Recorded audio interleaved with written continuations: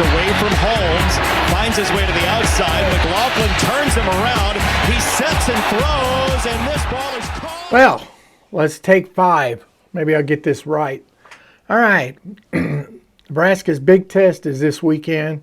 We're going to find out if this defense is as good as we think they are, they claim to be, what their stats show, as the number 2 team in Michigan comes to town. And it's going to be a true test for this defense, especially this rush defense, who's number 1 in the country, giving up, I think, about 1.6 a rush right now. But they haven't played really a juggernaut of a rushing team. Minnesota's probably the toughest one they played. Minnesota normally is a big rushing team. It likes rushing the ball on you and couldn't do that this time. But I even predicted preseason that Minnesota's probably going to be no more for their passing game with their quarterback and the receivers than their running game in normal years. So kind of not even sure if that's really a good test to show how good this team is. And the other teams just didn't run the ball as well. So this is going to be a true test because Michigan likes to run the ball. They like running and running and running, and then boom, pop that play action pass on you. So the secondary is going to have to be playing really well. Going to have to probably play a lot of man-on-man, which means don't get burnt firing up to the ball, trying to make that tackle, and then boom, all of a sudden it's a play action and that receiver is pounced behind you. So it's going to be crucial for this team to do defensively, especially even the secondary. And everybody's thinking about, oh, they got to do well on the line. They got to do well against the run. Yes, they do. The secondary is key in this game to keep from the big plays happening, because I could see this being a defensive back and forth game, stop, and then boom, that play action and then get burnt on something, and we're going to try to avoid that. So before I really get going, I want everybody to know I'm about to give away my first memorabilia to Big Red Country members. And if you want to be part of this, just click that join button right there and become a Throw the Bones member of the Big Red Country Club. And you can be part of this memorabilia. It's signed by all 3 Heisman Trophy winners, official signatures, official Nebraska helmet. That will be drawn on November 1st. You also get to be part of the home ticket giveaway that I've been giving away all year. I just gave away October's games just a few days ago. And I will be giving away the November games sometime in October. I like doing it a month in advance so I can get the tickets to you and you can make plans on going to the game. So the first one's going to be November 1st. So be part of that. Just click that join button, and that's going to be on November 1st. So also, if you don't mind, you haven't done so already, please hit the subscribe button and let's try to get us up to 4,000 subscribers. I'd really appreciate that. There's some recruiting news I want you to know. There's news on the number 1 offensive tackle and where he's going and where he's playing. I know everybody's probably heard, oh, he's gone to Texas. He's already committed. Now I've got some news. Got it from the source himself. So Nebraska's not out of this yet. Nebraska's made a big impression, and there's no doubt to me if Nebraska was further along in their development, they probably would have already had him. But he really likes Matt Rule and this staff. He likes Lincoln, and I'm going to give you some big news at the end, so you don't want to miss that. I'll give that to you at the end of this video. So back onto the game. So Nebraska, do they really even have a chance in this game? Is it a big blowout as everybody's predicting and thinking it's going to be? It's going to be a lot closer than people think. And if Nebraska does find some offense, wouldn't surprise me if Nebraska could win this game. This would be the game I see them winning if they won. Excuse me. I did predict in preseason that I feel like Nebraska is going to have one victory against a team they should not be beating.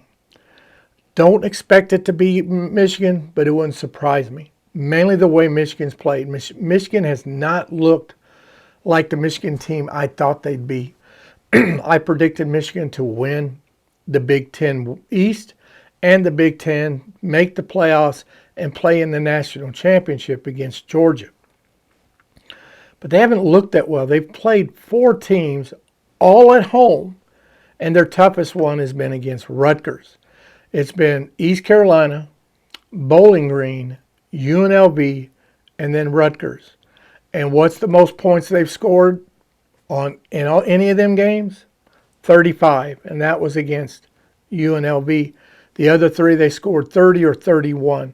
So they've been struggling. They're really missing that center, that Outland Trophy winner, Remington center, that made a big difference on their offensive line. Bigger difference than I even thought. With him out, with him not in there, they've struggled to find their identity. And let's hope they don't find it this weekend.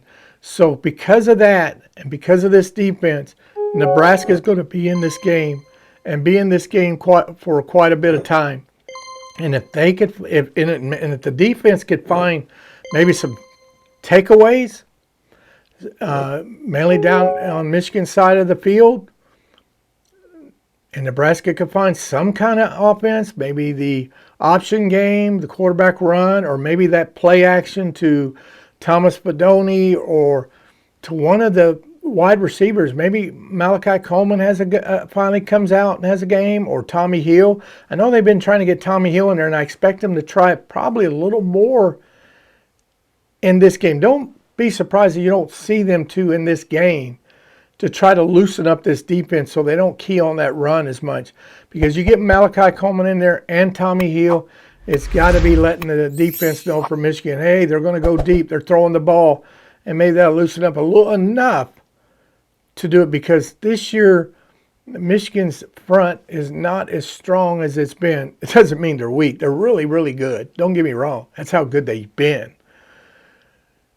But it's not like it used to be. So it's not impossible to do this. But is it likely to happen? In my prediction, I don't think Nebraska is going to have the offense. And I know this defense for Michigan, they've given up at the most 6 points. And they haven't played really a juggernaut of any offense. But they're not going to play one in this weekend either. So I don't expect Nebraska to score a lot. And because of that, I expect towards the end, Michigan probably to wear down the defense a little bit and maybe score a lot of their points second half. But if Nebraska could at least give them a good game, get some first downs, make this a defensive game,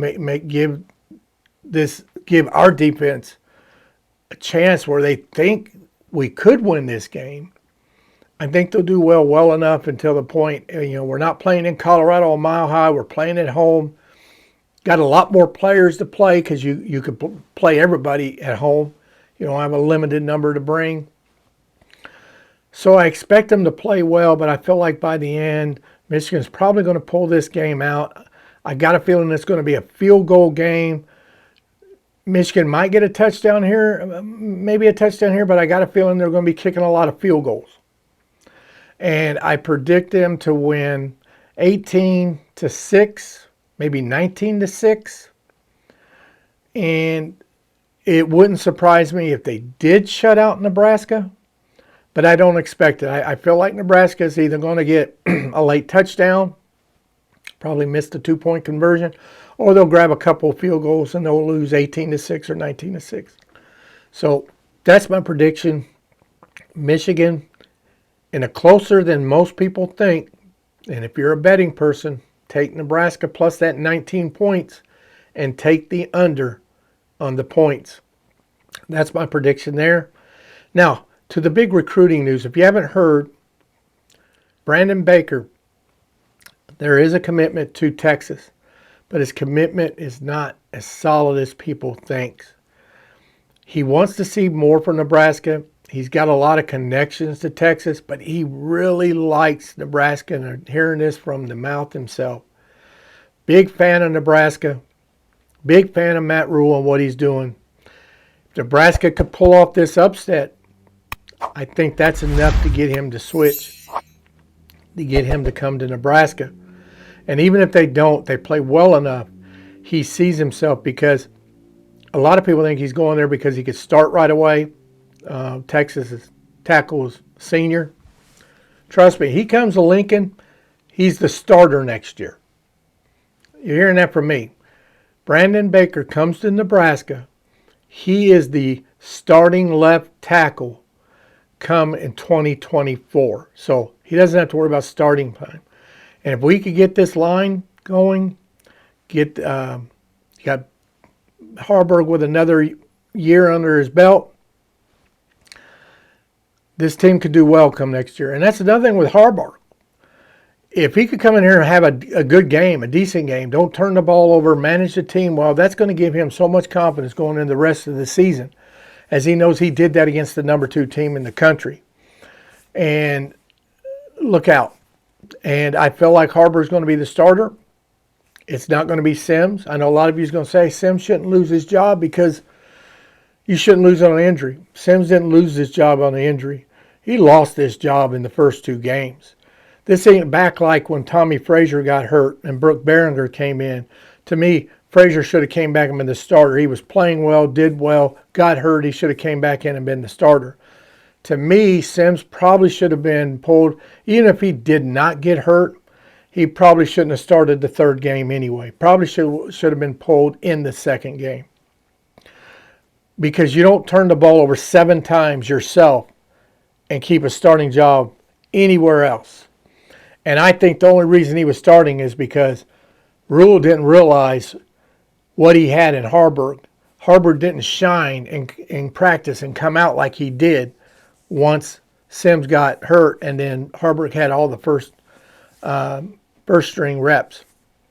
Now he knows Harburg can run this offense and do it well. He can manage it. He doesn't turn the ball over as much. I got to admit, he has put the ball on the ground a couple of times, but he's done a very good job. Yes, against weaker opponents, but they're not that much weaker than Minnesota or Colorado. So I do expect Harburg to start this game, and if he could do as well as he's been doing, then it's his job for the rest of the year. But he does have Sims on the back burner, and if we happen to do see Sims starting, I guarantee Rule's going to have a quick trigger. But I don't see why you'd start him. Why would you not? And I understand people say, well, he wasn't ready last week. And that might be true. But you don't start Sims cold against Michigan. If he was hurt last week and really couldn't play, and your intentions is to continue playing Sims if he's healthy, you need to give him one more week. What does Rule even said about injuries? I want the doctors to tell me he's ready to go, and then I'm going to give him one more game. This should be his one more game and let him start next week. All right? So that's the way I believe it's going to happen. But again, Brandon Baker, this thing's not over with. If Nebraska can show improvement as the season goes on, before December gets here and that official signing date, I expect Nebraska to be right there and if not win this. If Nebraska could start winning a few more games, especially this one this weekend, make the bowl game, I think Brandon Baker wants to come to Nebraska. Believe it or not, Texas did right now get the edge, but Nebraska was number 2. And this is from someone at the beginning of all this didn't have Nebraska even in his top 10. He came here because of, believe it or not, because of Dylan Raiola back in March and loved it here. And he's been here 3 times. He's brought his family twice.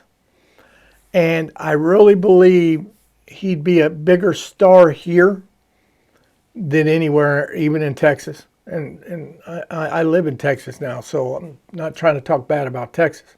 Texas is great, but they have a lot more colleges, a lot more universities in Texas. Trust me, in Lincoln, that's it. So I love being up there. When I go there, you feel at home. You just feel like everybody wraps themselves around their team, no matter who it is. And Brandon wants to be part of that. And I know he loves Rule and their staff. So you heard it from me. This is going to happen. I've gotten some inside information. This is from my prediction. I haven't been told he was going to do this. But when I was discussing it, you could tell, yes, Texas is it right now, but it's not as solid as you think it is. So again, if you want to be part of the memorabilia drawing on November 1st, make sure you're a member of the Big Red Country Club. Just click that join button that you see. Click on the Throw the Bones membership. Join and you can be part of this. Along with the home ticket giveaway, you can win tickets to the home games. And if you don't want to go, then you could sell the tickets or do whatever you want with it. Keep it as a souvenir for Rule's first year season. Maybe you see him one day, get him to sign it. Whatever you want to do, just click that join button and become a member there. To all you that's already members that are supporting the channel, thank you very much. If you want to just do a super thanks to help me out and show appreciation to the channel, then just click the thanks button as well and do a super thanks. You can do it as little as $1.99. It's not much, and I appreciate every little bit you guys do. And also, if you don't mind, please subscribe to the channel if you haven't already, and give this video a thumbs up so it get out to other people. So until my video after the game where you hear my gut reaction to the game that's coming up against Michigan, until then guys, take care and go Big Red.